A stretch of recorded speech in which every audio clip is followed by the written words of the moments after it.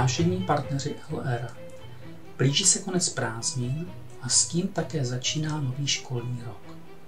Toto období bývá zatíženo zvýšeným stresem nejen u studentů a jejich rodičů, ale také jejich učitelů a všech ostatních lidí.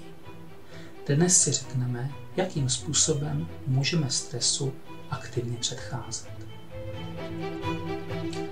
Jak je to se stresem v současné společnosti? Stres již dávno není zákonem akce a reakce. Bohužel chronický stres převažuje nad tím akutním a zasahuje do všech našich aktivit a životních stavů. Ať už se jedná o školu, studium, zaměstnání, pracovní kariéru, různé typy indispozic, jako je nemoc, invalidita, celkové stárnutí, zasahuje do našeho sociálního statutu, volnočasových aktivit a sportovních aktivit.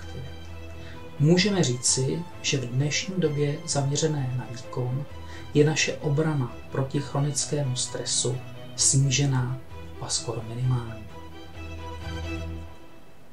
Jaké má chronický stres následky? Můžeme říci, že ovlivňuje zdraví člověka ve všech aspektech jeho fungování.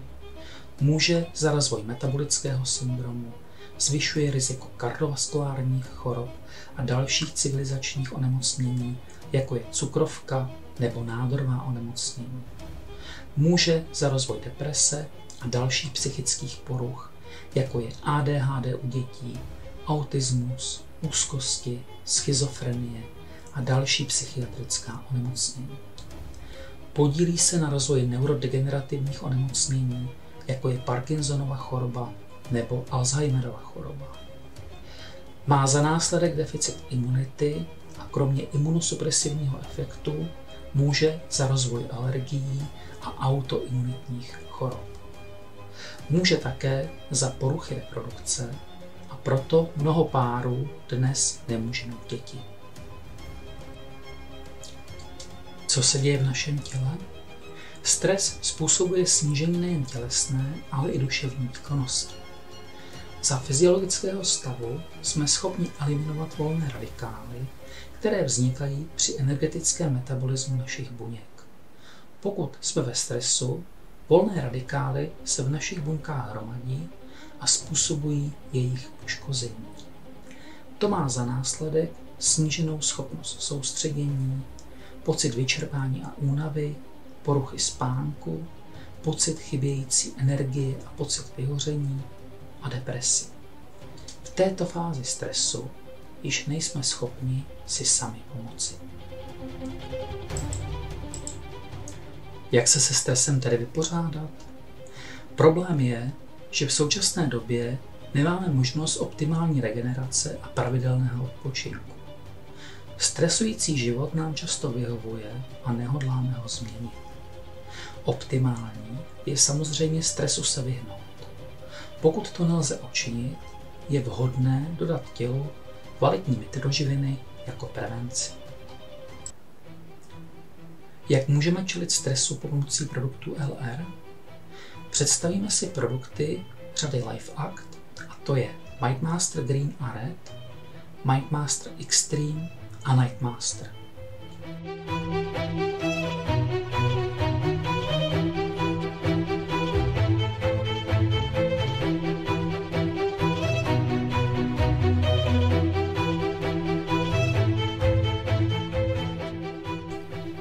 Jaká je tedy naše cílová skupina? Jedná se o klienty s depresemi a pocitem vyhoření. Tam, kde máme poruchy spánku, nervozitu, únavu, nesoustředěnost, roztržitost a vyčerpání. U těchto stavů můžeme Mindmaster používat i dlouhodobě. Užíváme ho tam, kde je nutno podpořit myšlení, dlouhodobý výkon a lépe zvládat již zmíněné stresové situace. Svůj význam má u poruch vývoje mozku, jako je ADHD a autismus u dětí i dospělých, a dále pomáhá u neurodegenerativních onemocnění, jako je Alzheimerova choroba, Parkinsonova choroba.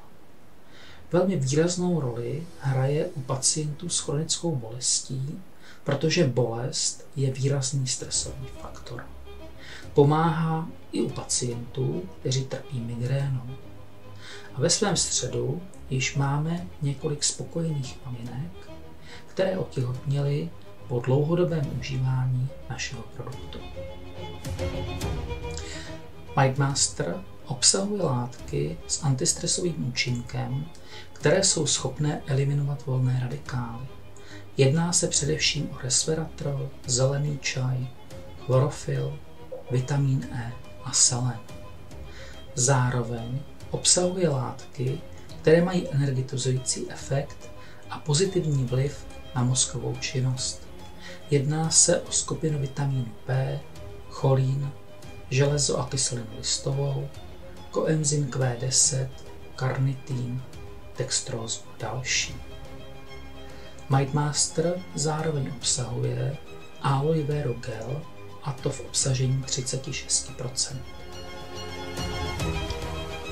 Jakým způsobem tedy MindMaster neutralizuje stres? Jak už jsme si říkali, stres zvyšuje počet volných radikálů v těle. Ty napadají a ničí naše buňky a buněčné struktury. Tomuto stavu se říká oxidativní nebo také oxidační stres. Výsledkem tohoto stavu je ztráta výkonnosti, jsme rychleji unavení a nemůžeme se dobře soustředit. Již zmíněné antioxidanty, jako je resveratrol, chlorofyl, zelený čaj, vitamin E a selen, tyto volné radikály zachycují a přeměňují je na neškodné látky. MindMaster zároveň obsahuje mikroživiny, které podporují produkci a aktivaci energie v těle. Duševní výkonnost je podpořena vitamíny skupiny B a cholínem, tělesná výkonnost je podpořena koenzymem Q10, železem a L-karnitínem. Můžeme říci, že efektivita zeleného a červeného MindMasteru je stejná. Na tomto obrázku vidíte srovnání obou těchto produktů. MindMaster zelený obsahuje více extraktu ze zeleného čaje, MindMaster červený více extraktu z hroznových semínek. Důležité je zmínit, že oba produkty obsahují 36% gelu aloe vera, která zvyšuje biologickou dostupnost všech ostatních mikroživin. MindMaster formula Red obsahuje zelený čaj, ne ovšem v takové koncentraci jako aloe vera formule Green. Rozdíl obou formulí je především v chuti. Zelený MindMaster má vyšší podíl extraktu ze zeleného čaje a tím pádem také polyfenolů. Chutná lehce nahořklé a upřednostňují ho především lidé, kteří potřebují podat vysoký duševní výkon při studiu nebo v práci, anebo sportovci.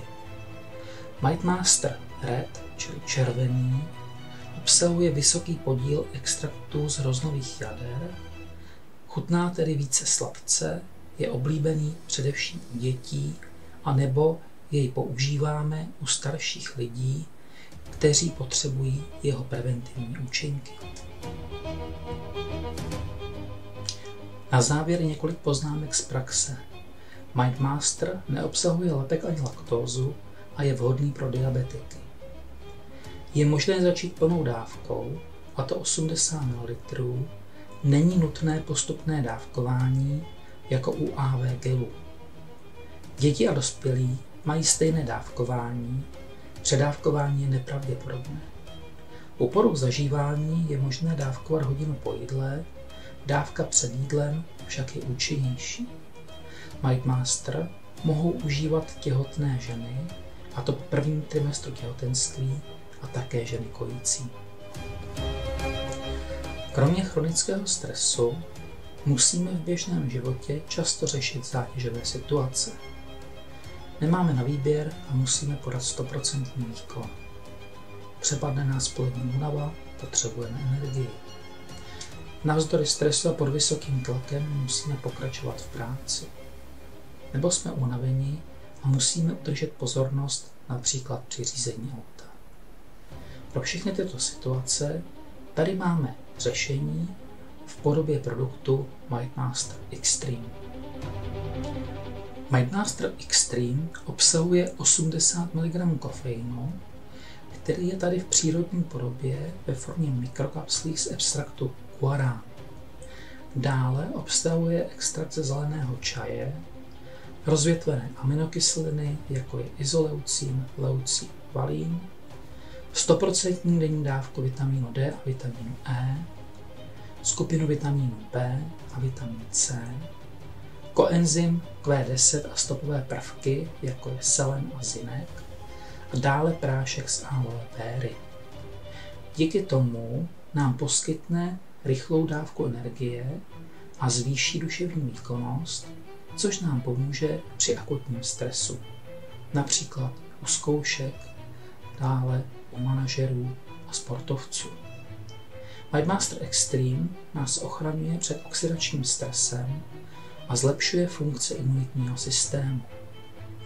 Výhoda je aplikace v podobě malého sáčku, který pouze otevřeme a vsypeme do úst.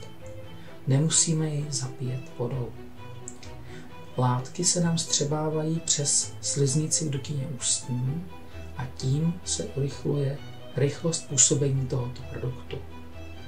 Je nutné upozornit, že tento produkt není pro obsah kofeinu vhodný pro děti a těhotné a kojící ženy. U chronicky nemocných lidí je vhodná konzultace s lékařem. Velkým problémem je v současné době zneužívání energetických nápojů u dětí a mladistvých. Na tomto snímku proto uvádím srovnání energetických nápojů s naším produktem MindMaster Extreme. Energetické nápoje obsahují vysoký obsah cukru, a to 10 až 12 gramů na 100 ml. Zároveň je zde vysoký obsah umělých sladidel, jako například sacharózy. Tato sladidla mohou být zdravotně závadná. Energetické nápoje většinou mají nižší obsah kofeinu a proto vyšší obsah jiných stimulačních látek, na které se může vytvářet závislost. Většina energy drinků neobsahuje kvalitní antioxidanty a u neznačkových energy drinků nelze garantovat jejich složení. Hlavním sladidlem u MindMaster Extreme je naopak březový cukr, takzvaný xylitol, což je sladidlo přírodního původu. Jeden sáček MindMaster Extreme obsahuje 80 mg kofeinu, a to ve formě přírodních mikrokapslí, především z guarány a zeleného čaje. Tato látka a tento obsah je zdravotně nezávadný. Zdravý člověk bez známek předávkování může užít až 400 mg kofeinu denně a těchto 80 mg odpovídá jednomu šálku kvalitního espressa. MindMaster Extreme má vysoký obsah antioxidantů a tím nás ochraňuje před oxidačním stresem a neobsahuje zakázané látky charakteru dopingu. Nejlepší prevencí akutního i chronického stresu je mentální hygiena. Jejíž základem je kvalitní a nerušený spánek. Normální člověk spí 6 až 8 hodin denně. Stres a deprese nás bohužel o tento drahocenný čas okrádají. Protože lidé se stresem a s depresí mají často problém s usnutím a nebo trpí takzvanou ranní nedospalostí, kde se probudí ve 3 nebo ve 4 hodiny ráno, dále nemohou usnout a přes den jsou unavení. S těmito problémy nám může pomoci produkt Nightmaster.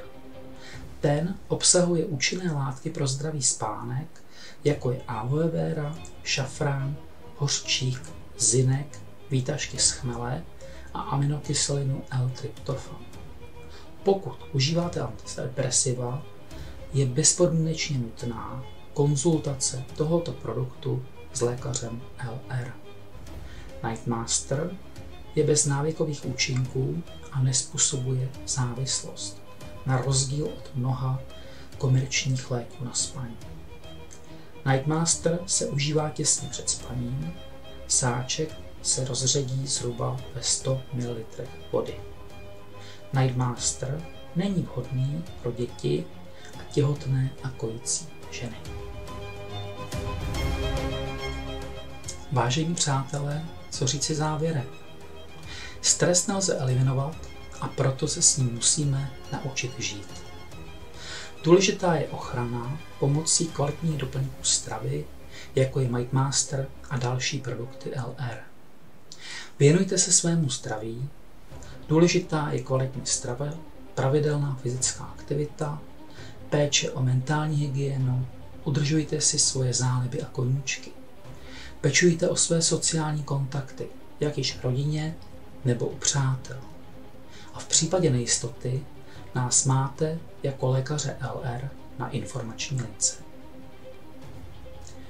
Úplně na závěr na tomto obrázku uvádím vhodné kombinace produktů LR, se kterými můžete Nightmaster kombinovat. Zároveň si všimněte výhodných nabídek tohoto měsíce, které nám naše firma připravila. Děkuji vám za pozornost a těším se na další setkání s vámi. Naschledanou.